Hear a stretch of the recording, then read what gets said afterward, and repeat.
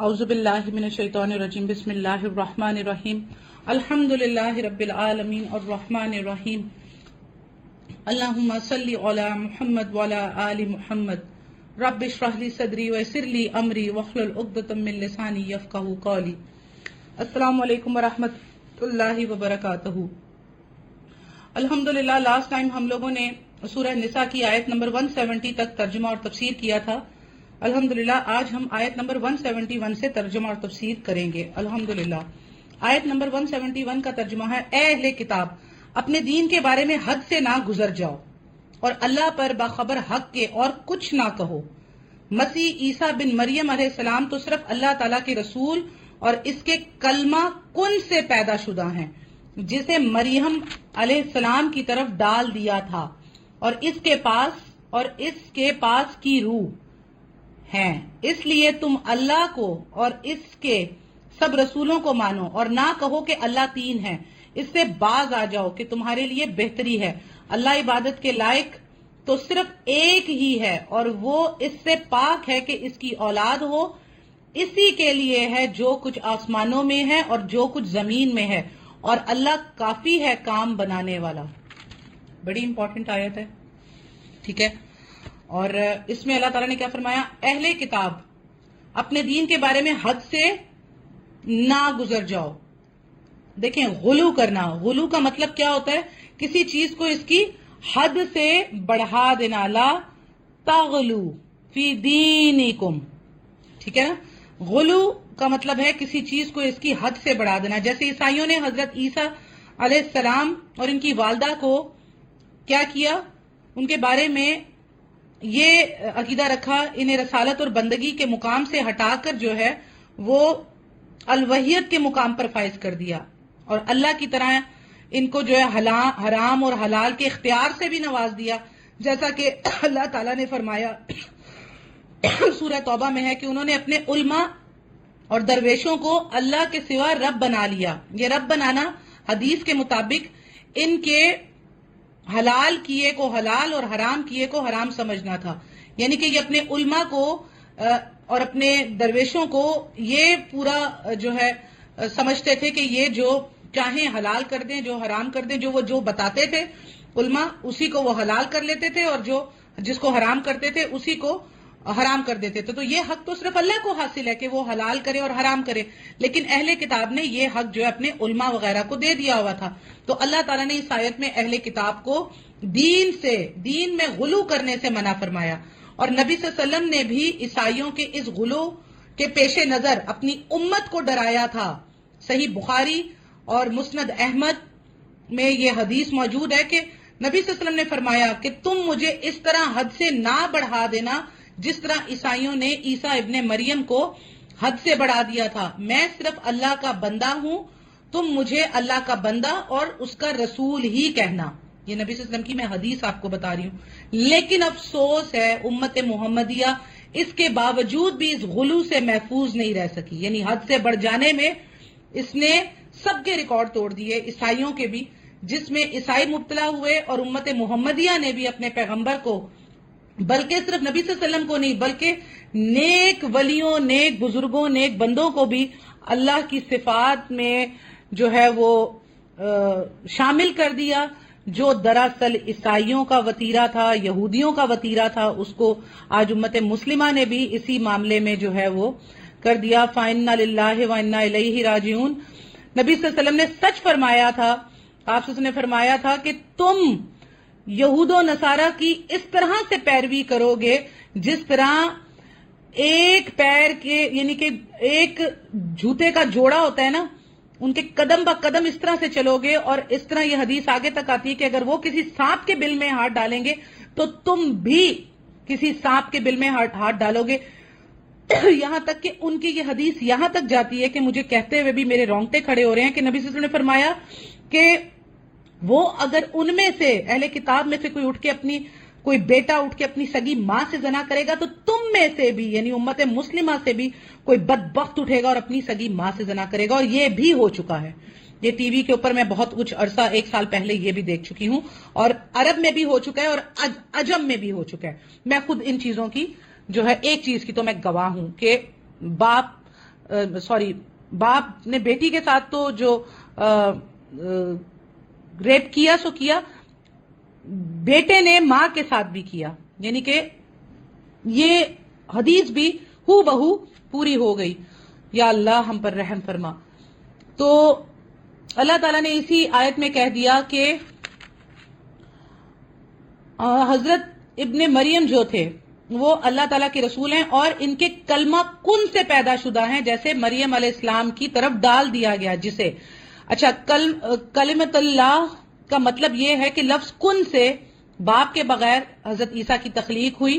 ٹھیک ہے، کلمات اللہ یعنی کہ اللہ کا کلمہ. اللہ کا کلمہ کیا ہوتا ہے؟ وہ کیا کہتا ہے؟ کن فیکون، ہو جا.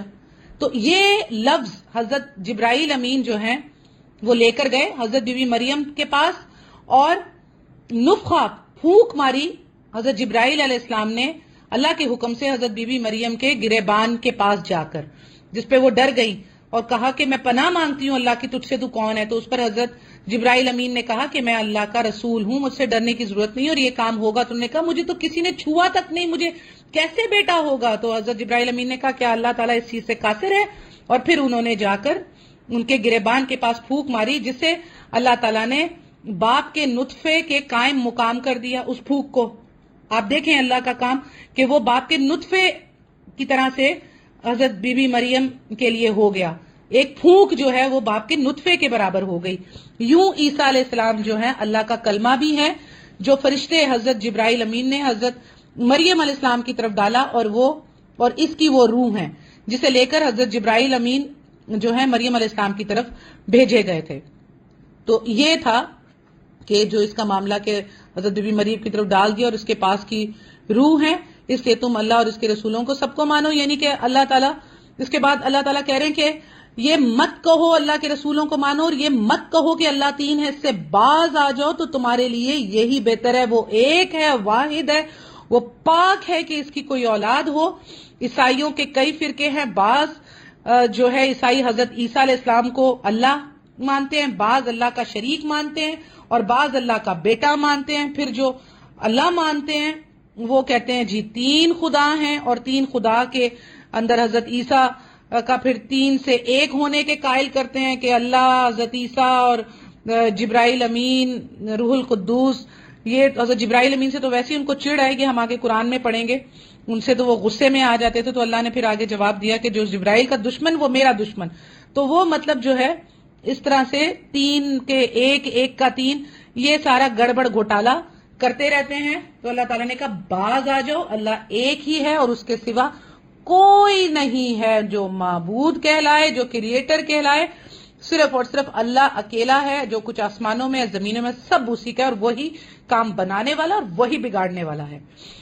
آیت نمبر 172 کا ترجمہ ہے، مسیح علیہ السلام کو اللہ کا بندہ ہونے میں کوئی ننگ و عار یا تکبر و انکار ہرگز ہو ہی نہیں سکتا، اور نہ مقرب فرشتوں کو اس کی بندگی سے جو بھی دل چرائے اور تکبر و انکار کرے، اللہ تعالیٰ ان سب کو اکٹھا اپنی طرف جمع کرے گا. اللہ تعالیٰ یہاں فرما رہے ہیں کہ حضرت عیسیٰ علیہ السلام کو اس بات میں کوئی شرم نہیں ہے، کوئی عار محسوس نہیں کرتے، نہ وہ کوئی تکبر محسوس کرتے ہیں کہ وہ اللہ کے بندے ہیں. انہیں اس بات پہ نہ تو کوئی شرم ہے نہ کوئی تکبر ہے، یہ دونوں چیزیں نہیں ہیں. اور نہ ہی اللہ کے فرشتوں کو، کیونکہ مشرکین مکہ جو تھے وہ فرشتوں کو اللہ کی بیٹیاں سمجھتے تھے. ٹھیک ہے، تو اس طرح کی باتیں سمجھتے تھے، اور پیغمبروں کے ساتھ ساتھ جو ہے فرشتوں کو بھی خدائی معاملوں میں شریک ٹھہرا رکھا تھا. یعنی کہ اللہ کا شریک وہ فرشتوں کو بھی ٹھہراتے تھے کہ اللہ کی جو ہے فرشتے وہ اللہ کی نعوذ باللہ بیٹیاں ہیں، اور اللہ اپنی بیٹیوں کا کہا نہیں مانتے، تو وہ فرشتوں کو بھی پکارتے تھے. تو اللہ تعالیٰ نے کہا کہ جو بھی یہ معاملہ رکھے گا، یعنی کہ اس نے اللہ کی بندگی سے دل چرا لیا نا، اور انکار کر دیا، انکار مطلب کفر کر لیا، تو اللہ تعالیٰ کہہ رہے ہیں کہ ایسے انکار کرنے والے، کفر کرنے والوں کو اللہ تعالیٰ سب اپنی طرف اکٹھا کرے گا، اور پھر ان کا حال ان کو بتا دیا جائے گا جب ان کو صحیح کے آگ والے جوتے پڑیں گے. اللہم اجرنا من النار، اللہم اجرنا من النار، اللہم اجرنا من النار، آمین. آیت نمبر 173 میں ہے، بس جو لوگ ایمان لائے ہیں اور شائستہ اعمال کیے ہیں ان کو ان کا پورا پورا ثواب عنایت فرمائے گا اور اپنے فضل سے انہیں اور زیادہ دے گا، اور جن لوگوں نے ننگ و آر اور سرکشی اور انکار کیا انہیں المناک عذاب دے گا، اور وہ اپنے لیے سوائے اللہ کے کوئی حمایتی اور امداد کرنے والا نہ پائیں گے۔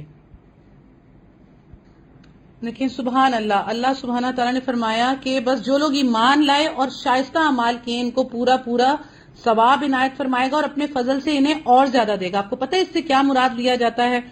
کہ بعض سے تو بہت زیادہ مراد لیا جاتا ہے کہ اللہ اہل ایمان کو جو ہے بخش بھی دے گا، اور پھر کچھ ان میں سے جو اہل ایمان ہیں ان کو شفاعت کا جو ہے حق بھی عطا فرمائے گا، اور یہ اذن شفاعت پا کر اللہ تعالی کی مرضی کے مطابق جس کی اللہ چاہے گا ان کی شفاعت بھی کر سکیں گے۔ یعنی کہ نبی صلی اللہ علیہ وآلہ وسلم کے علاوہ، فرشتوں کے علاوہ، مومنوں کے علاوہ، صالحہ نیک صالحہ کے علاوہ عام مومن لوگوں کو بھی اللہ تعالیٰ یہ توفیق عطا فرمائے گا کہ وہ اپنے اس دن لوگوں میں سے جو ایمان والے ہوں گے ان کے لیے، جن کے تھوڑے بہت نمبر کم ہوں گے، تو اللہ تعالیٰ کہے گا ٹھیک ہے، اگر آپ کی صحبت ان کے ساتھ تھی دنیا میں تو آپ ان کی سفارش کر سکتے ہیں۔ بہت بڑی بات ہے، اس لیے میں آپ کو کہتی ہوں کہ صحبت کاؤنٹس، صحبت ایسے لوگوں کی رکھیں کہ جو قیامت کے دن آپ کے کام آ سکیں، جو قیامت کے دن آپ کے لیے سفارش کر سکیں۔ آپ خود بھی ایسے بنیے کہ آپ اپنے والدین کی سفارش کر سکیں، اپنے پیاروں کی سفارش کر سکیں، اپنے دوست و احباب کی سفارش کر سکیں۔ آپ خود تو اتنی محنت کیجئے کہ آپ بخشے جائیں، آپ بخشے جائیں گے تو آپ پھر اس کے لیے پھر دین کا پھیلانے کا کام کرے، دائی بنے، کیونکہ یہ معاملہ دائیوں کے ساتھ ہوگا، یہ ان کے ساتھ معاملہ ہوگا جو امر بالمعروف نہی عن المنکر کریں گے، جو دین کا کام کریں گے۔ ان لوگوں کو اللہ بخش بھی دے گا اور ان کو کیا کہے گا کہ اور لے، تجھے یہ بھی ہم اپنے فضل سے اور زیادہ دے رہے ہیں، کہ بول کس کے بارے میں تو چاہتا ہے کہ اس کو بخش دیا جائے، اس کو بھی جنت میں ڈال دیا جائے، بشرط کہ وہ نیک ہو۔ ٹھیک ہے، تو بندہ تو نہیں جانتا کہ نیک کون ہے، تو بندہ کہے گا اللہ تو جانتا ہے، میں تو نہیں جانتا، تو جانتا ہے کہ جن سے میری صحبت تھی ان میں کون نیک تھے یا اللہ۔ اللہ پھر بتائے گا کہ ہاں یہ نیک تھے، کن کو چاہتا ہے کہ کس کی سفارش کرے۔ تو پھر آپ یہ سوچ لیں کہ اس دن آپ ان نیک لوگوں میں، ہم ان نیک لوگوں میں آئیں کہ کوئی ہماری سفارش کرے، یا ہمیں اللہ ایسا بنائے کہ ہم کسی کی جو ہے نیک سفارش کریں۔ شاید اس میں ہمارا باپ بھی ہو سکتا ہے، ہماری ماں بھی ہو سکتی ہے، ہمارا بیٹا بھی ہو سکتا ہے، ہمارا شوہر بھی ہو سکتا ہے، ہماری بیٹی بھی ہو سکتی ہے، کوئی بھی ہو سکتا ہے، ہماری ساس ہو سکتی ہے، سسر ہو سکتا ہے، نند ہو سکتی ہے، بہن ہو سکتی ہے، کوئی بھی رشتہ دار ہو سکتا ہے، کوئی دوست یار ہو سکتا ہے، آپ کا محسن ہو سکتا ہے اس دنیا میں، جس نے آپ جو آپ کا محسن رہا ہو، جس نے آپ کو اس دنیا میں دین کے کاموں میں مدد کی ہو، اللہ کی راہ میں آپ پر خرچ کیا ہو، اللہ کی راہ میں آپ کے ساتھ نیکی کی ہو۔ اس دن وہ آپ کے سامنے لایا جائے کہ اللہ کہے ہاں ٹھیک ہے، اس کی نیکیوں کے بدلے تو آج کر اس کی سفارش، کیونکہ اس نے دنیا میں تیرے ساتھ نیکی کی تھی اور تجھے دین کے کاموں میں آسانی فروغی دی تھی، آج تو اس کے لیے جو ہے سفارش کر سکتا ہے۔ تو ان باتوں کو سمجھیں، ایسا بنے کہ کل کو قیامت کے دن ہمیں نبی صلی اللہ علیہ وسلم کی شفاعت، ان کی سفارش نصیب ہو، اور پھر ہمیں اللہ تعالیٰ یہ توفیق دے کہ ہاں اب تیری تو سفارش اور شفاعت نبی صلی اللہ علیہ وسلم نے کر دی، تو ہو گیا پاس، اب چل تو بتا، تو نے جو نیک کام کیے تھے، تو نے یہ جو دین کے لیے کچھ تھوڑی بہت جو ٹوٹی پوٹی بھاگ دوڑ کی تھی، چل اب بتا تو کیا مانگتا ہے، کسی کی سفارش کرنے کا تجھے بھی حق دیتے ہیں، بتا کس کی کرتا ہے۔ یہ کریں نا، ہم یہ کرنے کا جذبہ ہے۔ اب تو ہم تو یہ کہتے ہیں ارے جہنم میں چلے بھی گئے تو کچھ دنوں بعد آ جائیں گے، ایک چکر ہی تو لگے گا، ہماری تو یہ حالت ہے۔ تو جو جہنم میں جانے کا سوچ رہا ہوگا وہ تو خود ہی بخشا جائے تو بڑی بات ہے، وہ تو نکل آئے تو بڑی بات ہے، کیونکہ اللہ نے وعدہ نہیں کیا کہ میں نکال لوں گا۔ ہاں، جس نے ایمان سے ایک دفعہ لا الہ الا اللہ محمد رسول اللہ کہا ہوگا، اس کو کوئلے کی شکل میں بھی، اور پتہ نہیں نہ صدیاں نہ وقت نہ ٹائم کب نکالے اللہ، کچھ پتہ نہیں، وہ تو خود بھی اپنے آپ کو بھول چکا ہوگا کہ میں کون تھا، وہ تو صرف عذاب کا مزہ چکھ رہا ہوگا۔ اللہم اجرنا من النار، اللہم اجرنا من النار، اللہم اجرنا من النار. اور لا الہ الا اللہ محمد رسول اللہ بھی اس حالت میں قبول ہوگا جس نے شرک نہیں کیا ہوگا. جس نے شرک نہیں کیا ہوگا اسی کا وہ کلمہ قبول ہوگا. ایسے تو فلم میں ہندو بھی لا الہ الا اللہ محمد رسول اللہ کہہ دیتا ہے، تو کیا مطلب اس کا وہ کلمہ تو فرشتے نے لکھ دیا، کیونکہ انسان تو جو بھی بولتا ہے وہ لکھ دیا جاتا ہے. تو وہ تو بندہ کہے گا اللہ میں نے تو یہ کہا تھا. ایمان کہاں گیا، نیت کہاں گئی؟ تو انسان جب لا الہ الا اللہ کہتا ہے تو اپنا ایمان قرآن کو سامنے رکھے، احادیث کو سامنے رکھے، دنیا کو سامنے رکھے.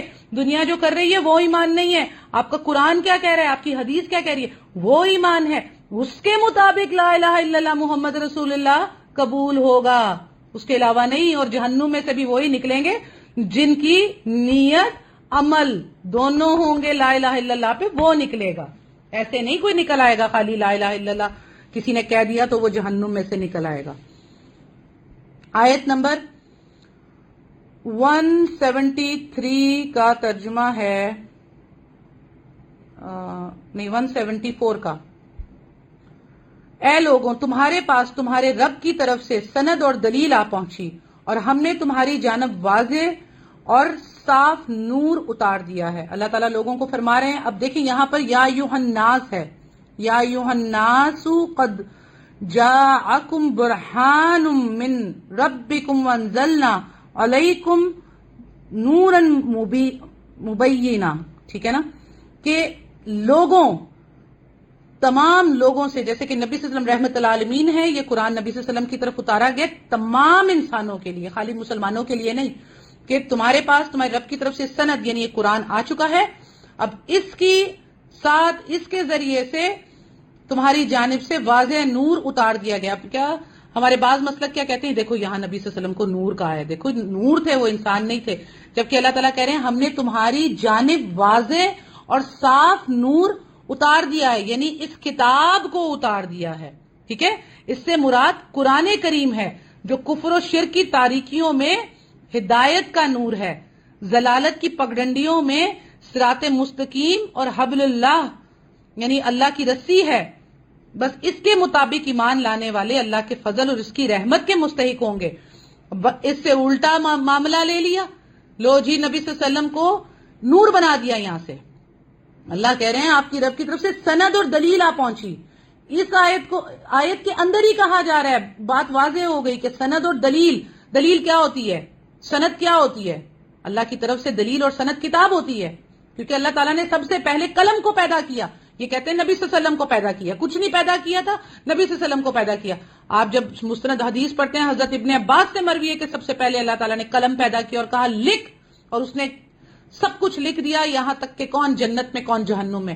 تو اللہ تعالیٰ کہہ رہے ہیں ہم نے سب سے پہلے یہ جو سند بھیجی ہے آپ کے پاس قرآن، یہ ہماری جانب سے نور ہے. یہ یہاں پر نبی صلی اللہ علیہ وسلم کو فٹ کر دیتے ہیں کہ نبی صلی اللہ علیہ وسلم نور ہیں. نعوذ باللہ، اللہ ہدایت عطا فرمائے. آیت نمبر 175 کا ترجمہ ہے، بس جو لوگ اللہ تعالیٰ پر ایمان لائے اور اسے مضبوط پکڑ لیا انہیں تو وہ عنقریب اپنی رحمت اور فضل میں لے لے گا اور انہیں اپنی طرف کی راہ راست دکھا دے گا. اللہ تعالیٰ یہاں پر کیا فرما رہے ہیں، ایمان لائے، مضبوط پکڑا، کس کو، قرآن کو، کس کو، حدیث کو، ہر عمل پہ، ہر سانس پہ. سو رہے ہیں تو اللہ کا نام لے کے سوئیں، اٹھ رہے ہیں تو اللہ کا نام لے کے اٹھیں، باتھ روم جا رہے ہیں تو دعا پڑھ کے جائیں، نکل رہے ہیں تو دعا پڑھ کے نکلیں، کھانا پکا رہے ہیں تو سیدھے ہاتھ سے بسم اللہ والا برکت اللہ پڑھ کے پڑھیں، گھر سے نکل رہے ہیں تو دعا پڑھ کے نکلے، گاڑی میں بیٹھ رہے ہیں تو گانوں کی جگہ سفر کی دعا پڑھیں، جب یاد آئے تب پڑھ لے، بازار جا رہے ہیں تو اللہ کی پناہ مانگیں اس بازار کے شر سے، اپنے شر سے اور سودے میں شر کے ہونے سے. یہ وہ لوگ ہیں، ٹھیک ہے نا، جو اللہ پر ایمان لائے، مضبوط پکڑ لیا، اللہ انہیں اپنی رحمت میں لے گا اور انہیں راہ راست دکھائے گا. یہ ہیں وہ لوگ جو یہ کریں گے اور دوسروں کو بھی اس کی تبلیغ کریں گے. اس کے مقابلے میں انہیں تکلیفیں بہت آئیں گی، یہ کام آسان نہیں ہے، پھولوں کی سیج نہیں ہے کہ آپ بڑے مزے سے آئیں اور ٹہلتے ٹہلتے یہ کام کر لیں گے. جی نہیں، آپ کو جھٹلایا جائے گا، آپ کو ایکسٹریمسٹ کہا جائے گا، آپ کو کہا جائے گا 900 چوہے کھا کے بلی حج کو چلی، آپ کو کہے گا بڑی آئیں ستی ساوتری بننے، کبھی کوئی کچھ کہے گا، کبھی کوئی کچھ کہے گا، کبھی کہے گا ہاں وہابی ہو گئی، کبھی کچھ کہے گا. تو یہ معاملات بڑے مشکل ہیں، بڑی مشکل راہ ہے یہ، لیکن جو ایمان لے آئے، مضبوط پکڑ لے اللہ کی کتاب کو، اس کی سنت کو، عمل والا بن جائے، مضبوط پکڑنے سے مراد ہے علم، عمل والا بن جائے، تو اللہ عنقریب یعنی بہت جلد ہی اسے اپنی رحمت اور فضل میں لے لے گا اور اپنی راہ مستقیم دکھائے گا جس پر وہ چلنا شروع ہو جائے گا، اور پھر اس کو وہ آسان در آسان لگے گی، اور وہ کہے گا یا اللہ میں اس سے پہلے کیوں اس راہ پر نہیں تھا، میری کتنی زندگی گمراہی میں گزر گئی. تو اللہ تعالیٰ اس کو اس راہ پر پکا کر دے گا انشاءاللہ تعالی. اللہ ہمیں، ہماری اولاد، ہمارے ماں باپ، ہمارے بہن بھائی، ہمارے شوہر، ہماری بیویاں، ہمارے پیاروں کو، ہمارے دوستوں یاروں کو، اللہ تعالیٰ سب کو اپنے اس قرآن کریم کی طرف اپنے فضل میں ڈھانپ لے. اللہ تعالیٰ ہمیں صراط مستقیم پر قائم کر دے، اور اللہ تعالیٰ اسی پر ہماری زندگی کو لے کر چلے، اور اسی پر اللہ تعالیٰ ہماری موت کرے ایمان پر. آمین ثم آمین. آیت نمبر 176 میں اللہ تعالیٰ فرماتے ہیں، 176 کا ترجمہ ہے، آپ صلی اللہ علیہ وسلم سے فتویٰ پوچھتے ہیں، آپ صلی اللہ علیہ وسلم کہہ دیجئے کہ اللہ تعالیٰ خود تمہیں کلالہ کے بارے میں فتویٰ دیتا ہے. اگر کوئی شخص مر جائے جس کی اولاد نہ ہو اور ایک بہن ہو تو اس کے لیے چھوڑے ہوئے مال کا آدھا حصہ ہے، اور وہ بھائی اس بہن کا وارث ہوگا. اور اگر اس کے اولاد نہ ہو، بس اگر بہنیں 2 ہوں تو انہیں کل چھوڑے ہوئے کا 2/3 ملے گا. اور اگر کئی شخص اس ناطے کے ہیں، مرد بھی اور عورتیں بھی، تو مرد کے لیے حصہ ہے مثل 2 عورتوں کے. اللہ تعالیٰ تمہارے لیے بیان فرما رہا ہے کہ ایسا نہ ہو کہ تم بہک جاؤ، اور اللہ تعالیٰ ہر چیز سے واقف ہے. اچھا، یہ کلالہ کا معاملہ آ گیا ہے، یہ پہلے بھی گزر چکا ہے. شروع میں ہم نے جب سورہ نساء پڑھی کہ اس مرنے والے کو کہا جاتا ہے جس کا باپ ہو نہ بیٹا. یہاں پھر اس کا میراث کا ذکر ہو رہا ہے. تو اللہ تعالیٰ یہاں فرما رہا ہے کہ اگر اس کی بہن ہو تو وہ اس کے نصف مال کی وارث ہوگی، جس سے صاف معلوم ہوتا ہے کہ کلالہ وہ ہے کہ بیٹے کے ساتھ جس کا باپ بھی نہ ہو. یوں بیٹے کی نفی تو نصف سے ثابت ہے اور باپ کی نفی اشارت النصف سے ثابت ہو جاتی ہے. بیٹے سے مراد بیٹا اور پوتا دونوں ہیں. اسی طرح بہن سے مراد سگی بہن یا اللاتی باپ شریک بہن. احادیث سے ثابت ہے کہ کلالہ کی بہن کے ساتھ بیٹی کی موجودگی میں بیٹی کو نصف اور بہن کو نصف، اور بیٹی اور پوتی کی موجودگی میں بیٹی کو نصف، پوتی کو سدس 6واں حصہ اور بہن کو باقی یعنی ثلث حصہ دیا جائے گا. اس سے معلوم ہوا کہ مرنے والے کی اولاد موجود ہو تو بہن کو بحیثیت ذوالفروض کچھ نہیں ملے گا. اب اگر وہ اولاد بیٹا ہو تو کسی اور حیثیت سے بھی کچھ نہیں ملے گا. اور اگر بیٹی ہو تو بہن کے ساتھ اسبہ ہو جائے گی اور ماں باقی لے لے گی. یہ ماں باقی یا ایک بیٹی کی موجودگی میں نصف اور ایک سے زائد کی موجودگی میں ثلث ہوگا. اسی طرح باپ بھی نہ ہو، اس لیے کہ باپ بھائی سے قریب ہے. باپ کی موجودگی میں بھائی وارث ہی نہیں ہوتا.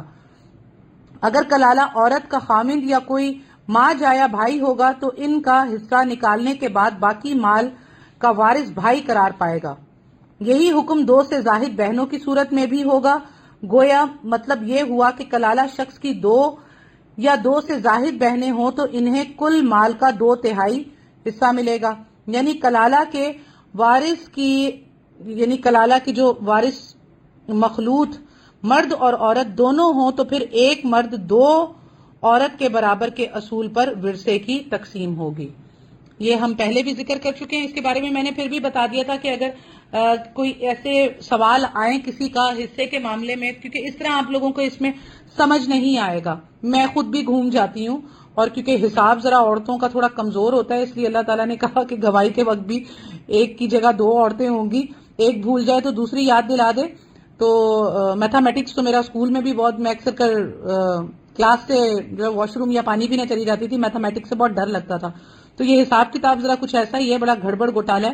تو اس کے لیے الگ سے کوئی کسی کا سوال ہو کہ جی یہ ہے معاملہ، کس کا کتنا حصہ ہے، کہ اس کو حصہ ملے گا یا نہیں ملے گا، الگ سے وہ کوئی سوال آپ کر لیں گے تو انشاءاللہ تعالیٰ اس کو پھر نکال کر میں آپ کو سمجھا دوں گی. کیونکہ پھر میں احادیث کی کتاب کھولوں گی اور احادیث کی کتاب سے جو ہے وہ ایزیلی میں آپ کو سمجھا سکوں گی. اس سے میں آپ کو ایزیلی سمجھا نہیں سکوں گی کیونکہ ابھی میرے سامنے حدیث کی کتاب نہیں کھلی ہوئی.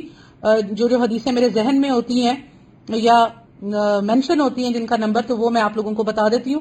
تو اس کے لیے اسپیسیفکلی کسی کا سوال ہو، جو شروع میں بھی ہم نے حساب کتاب جو ہے وہ وراثت کے حساب سے کیے، لیکن ایک بات میں آپ لوگوں کو اس میں ضرور بتاتی چلوں کہ وصیت ضرور کریں اپنی زندگی میں، اور اتنا کر دیں کہ جو بھی مال بچا ہے، جو بھی مال میں چھوڑ کے جا رہا ہوں یا جا رہی ہوں، بس جو قرآن اور حدیث کے مطابق ہے اس کے مطابق اس کو تقسیم کر دینا. آپ کی اتنی وصیت کافی ہے، اتنا لمبا چوڑا آپ کو کرنے کی ضرورت نہیں ہے. باقی جو صحیح وصیت کرنے کی ضرورت ہے وہ یہ کریں کہ بھائی میرے پیچھے میرے کفن کے اوپر کلمے کی چادر مت ڈالنا، میرے جو ہے وہ بیٹھ کے جو ہے وہ قرآن خوانیاں نہیں کروانا. میری اولاد قرآن پڑھے اور قرآن پڑھ کے اللہ سے دعا کرے، کیونکہ قرآن پڑھ کے اللہ تعالیٰ سے دعا کرنا ہے، وہ جو ہے اجر اولاد کو ملے گا قرآن پڑھنے کا، لیکن جو ہے وہ آپ کے اولاد کیونکہ صدقہ جاریہ ہے تو اس حساب سے آپ کو اجر اولاد کی وجہ سے، اس کے عمل کی وجہ سے ملے گا. قرآن کا اجر اس کو اولاد کو ہی ملے گا. تو یہ کر کے جائیں کہ جی کوئی میرا تیجانہ مطلب 3 دن تو جو ہے وہ ہے، لیکن اس کو سیلیبریٹ نہ کیا جائے. تیجے کو جی دعوتیں چل رہی ہیں، آ رہے ہیں، جا رہے ہیں، کھا رہے ہیں، پی رہے ہیں، بیٹھ رہے ہیں، سو رہے ہیں، جاگ رہے ہیں، پکنکیں ہو رہی ہیں، یہ نہیں ہو. اور کوئی بدعت نہ ہو، 40واں نہ ہو، برسی نہ ہو، میری قبر پہ پھول نہ ڈالے جائیں، اگر بتیاں نہ لگائی جائیں. ٹھیک ہے، یہ سارا کچھ آپ اصل میں وصیت یہ ہے، یہ کر کے جائیں. اور آپ کے عمل سے ہی آپ کے گھر والوں کو پتا چل جائے گا، آپ کے شوہر کو، آپ کی اولاد کو. اگر آپ واقعی دین والے ہیں تو آپ کو یہ وصیت کرنے کی ضرورت بھی پیش نہیں آئے گی، کچھ لکھنے کی بھی نہیں. آپ کی اولاد کو، آپ کے شوہر کو، آپ کی بیوی کو پتا ہوگا کہ میرا شوہر جو ہے زندگی کیسے گزارتا رہا ہے، کس بات کا حکم دیتا رہا ہے، لوگوں کو بھی کس بات پر یہ بات پہنچاتا رہا ہے. تو اپنے لیے وصیت کر کے جائیں. میں اپنے شوہر کو، اپنے بیٹوں کو اکثر کر وصیت کرتی رہتی ہوں کہ دیکھو ایسا نہیں کرنا، ایسا نہیں کرنا، ایسا نہیں کرنے دینا، کسی کو بھی ایسا نہیں کرنے دینا. اور خاص طور پہ میں نے جو کچھ ایک کارڈ ہے الہدا میں بھی وہ ملتا ہے، جس میں جو احادیث سے دعائیں مغفرت کی ساری دعائیں ہیں. وہ کارڈ میں نے کہا جی وہ کارڈ چھپوا کے میں اپنی زندگی میں رکھ لوں تاکہ اور لوگوں کے بھی کام آ جائے، اور جب میرا ٹائم ہو، مجھے اللہ توفیق دے، تو وہ کارڈ جو ہے وہ رکھ دینا. جو بھی آئے میری تعزیت کرنے کے لیے اس کے ہاتھ میں وہ کارڈ پکڑا دینا. اس کے اوپر ساری جو نبی صلی اللہ علیہ وسلم کی مستند احادیث سے جو طریقہ ہے تعزیت کرنے کا، دعائیں مغفرت کا مردے کے لیے، وہ اس میں لکھی ہوئی ہیں، وہ پڑھیں، وہ پڑھ کر دعا کریں، چلے جائیں. اور باقیوں سے یہ وصیت بھی کر کے جاؤں گی، میری جو اسٹوڈنٹس ہیں یا میرے جو اور رشتہ دار ہیں، دوست و احباب ہیں، عورتیں گھر پہ میرا جنازہ پڑھیں. ٹھیک ہے، اور مرد جو ہیں وہ مسجد میں پڑھیں گے، ظاہری سی بات ہے. اور عورتوں کو خاص وصیت کر کے جاؤں گی کہ وہ گھر پر میرا جنازہ لے کر جانے سے پہلے میرا جنازہ عورتیں گھر پر پڑھیں. ٹھیک ہے، تو یہ وصیتیں جو ہیں ہماری کرنے کی ہیں. پیچھے کوئی ایسا کام نہ کیا جائے.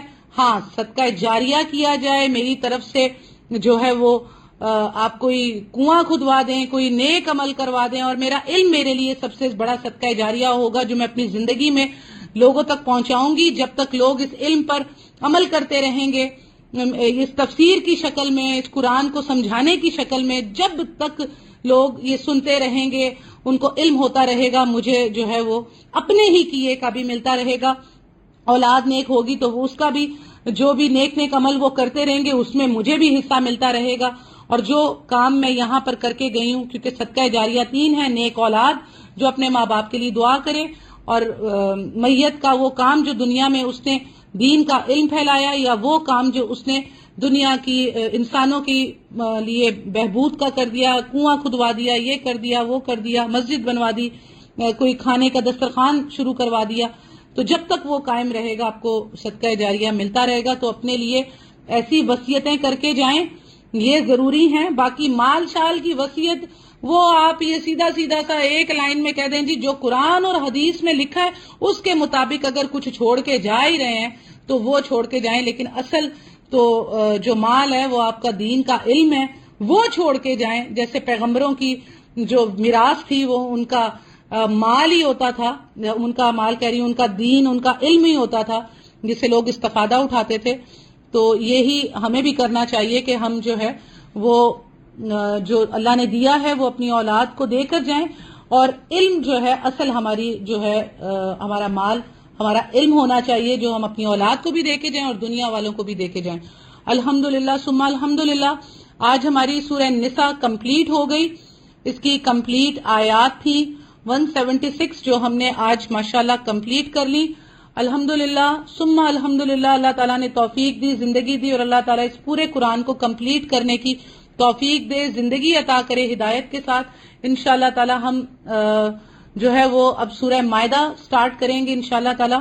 اللہ تعالیٰ سے دعا ہے کہ جو کچھ ہم نے پڑھا اللہ سبحانہ تعالیٰ اس کو صحیح طرح سمجھ کر پڑھنے کی، عمل کرنے کی، دوسرے لوگوں تک پہنچانے کی توفیق عطا فرمائے. اور اگر اس کی ترجمہ تفسیر کرنے میں مجھ سے کوئی غلطی ہو گئی ہو، جو کہ میں انسان ہوں اور اس کا بہت زیادہ یہ ہے کہ ہو سکتی ہے غلطی، اللہ کے سوا کوئی بھی غلطی سے پاک نہیں ہے، تو الا یہ کہ اللہ اپنے جن پیغمبروں کی حفاظت کرے. تو اللہ تعالیٰ سے دعا ہے کہ جو غلطی مجھ سے ہوئی اللہ تعالیٰ اس کو آپ کے دلوں اور دماغ سے نکال دے، اور جو حق سچ میں نے کہا اللہ تعالیٰ اس کو آپ کے، میرے اور سننے والوں کے دلوں میں داخل فرما دے، اور صحیح دین کا راستہ عطا فرمائے، قرآن اور سنت کے مطابق ہمیں عمل کرنے کی توفیق عطا فرمائے. آمین ثم آمین. اور ہمیں صحیح اصلاح والا راستہ عطا فرمائے، اور ہر تفسیر کی ہر بات میں قرآن اور حدیث کی دلیل کے ساتھ ہمیں جو ہے وہ توفیق عطا فرمائے کہ ہم ہر بات کو